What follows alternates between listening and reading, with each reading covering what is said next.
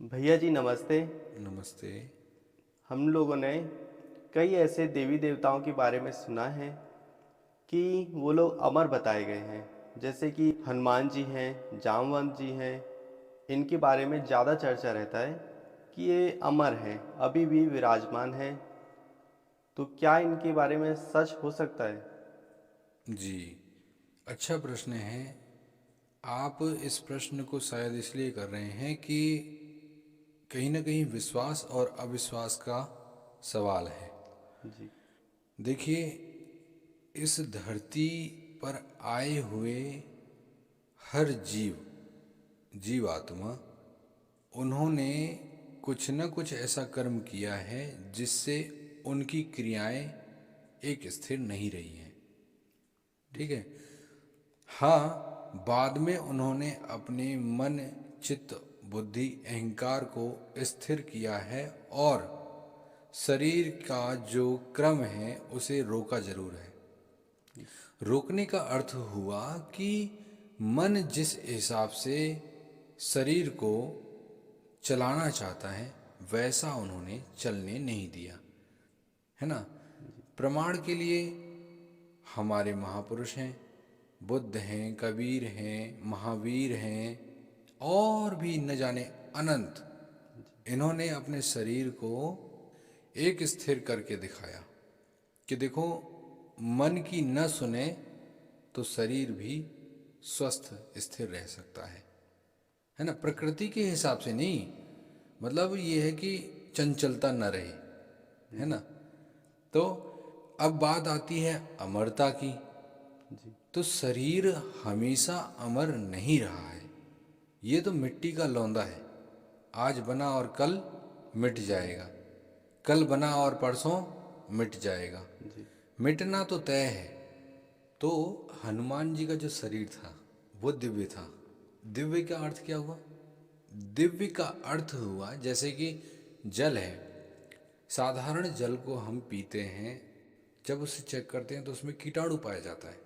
जी। पीने के योग्य तो है, लेकिन उसके बावजूद भी उसमें कीटाणु है।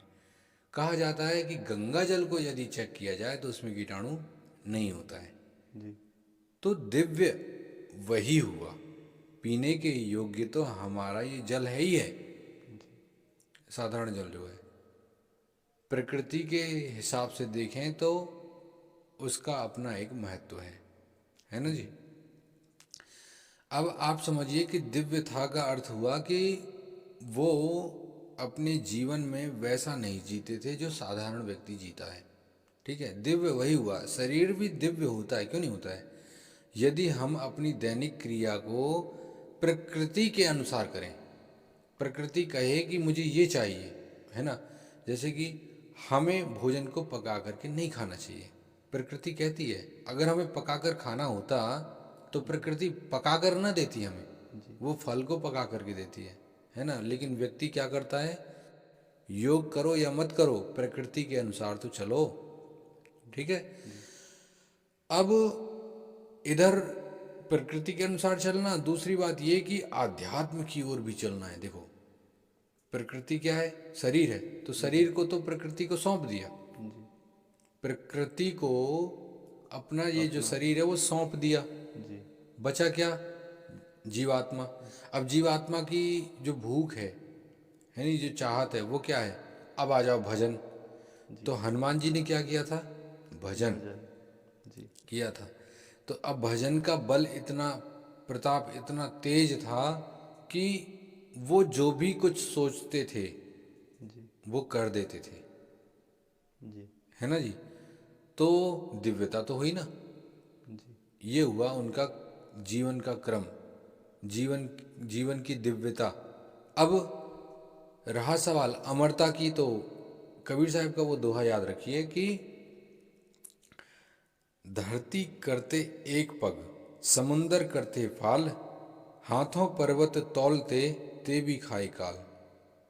धरती को एक पग में नापने वाले कौन थे?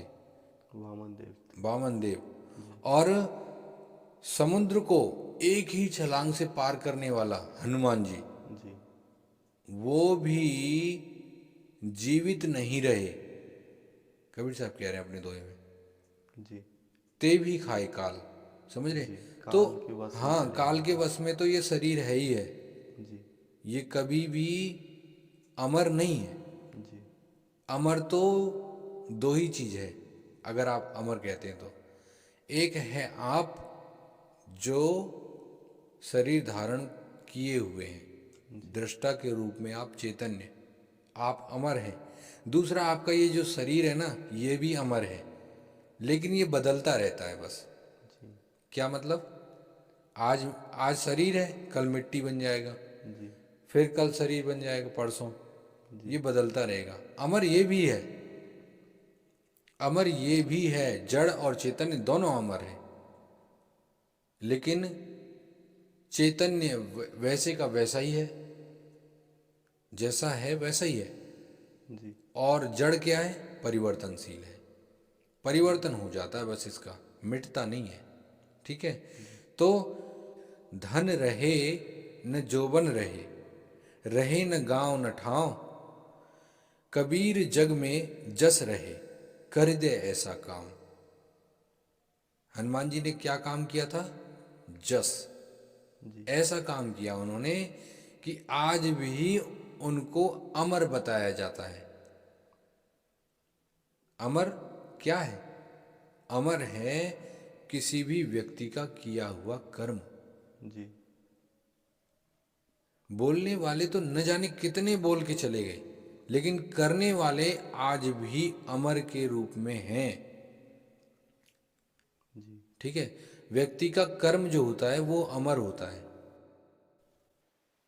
तो हर व्यक्ति जो है कर्म से ही पूर्ण माना गया है। कर्म है तो व्यक्ति का व्यक्तित्व है। बिना कर्म के कोई व्यक्ति पूर्ण नहीं माना गया। कर्म को अकर्म करने वाला श्रेष्ठ माना गया है। और जो कर्म श्रद्धापूर्ण समाज में सेवा के भाव से होता है वही पूजनीय है। जी ऐसा हनुमान जी ने करके दिखाया है। हनुमान जी अमर कहे गए हैं श्री राम जी के द्वारा। जी श्री राम जी ने तथास्तु चिरंजीवी भव ये कहा है। चिरंजीवी का अर्थ हुआ कि आपका जो कर्म है, जी आपका जो कर्म है पूजनीय है, सराहनीय है, सेवायत है और हमेशा अमर रहने वाला है। जी आपको जाना जाएगा आपकी इस भक्ति के कारण। जी तो बात ये आती है कि आज से 4000 वर्ष पूर्व जी रामायण की घटनाएं घटी थीं और 4000 वर्ष बाद भी हनुमान जी को ही चिरंजीवी माना गया है, माना जा रहा है। तो इसका एक ही कारण है कि वो अपने कर्मों के कारण अमर हैं। ये कह दीजिए या ये कहिए कि अब उनके कर्म अमर हैं। कोई कहता है कि हनुमान जी से भी बड़ा कोई भक्त है? कोई नहीं कहता है। आज तक कोई भी ये नहीं कहता कि हनुमान जी से बड़ा कोई भक्त है। इसका अर्थ हुआ कि जो जो भक्त होता है उसकी मृत्यु नहीं होती है। जैसे भगवान अमर है ना, वैसे ही भक्त अमर है। तो भक्त अमर है या उसकी भक्ति अमर है? उसकी भक्ति अमर है। जी इसलिए हनुमान जी अमर कहे जा रहे हैं भक्ति के कारण। तो शरीर, शरीर बताया ना अभी दोहे में कि शरीर तो नाशवान है, इसका तो परिवर्तन होना ही है। मिट्टी से देह, देह से फिर मिट्टी होना ही है, हो गया है। लेकिन जो कर्म है हनुमान जी का भक्तिपूर्ण जो कर्म है वो अमर है।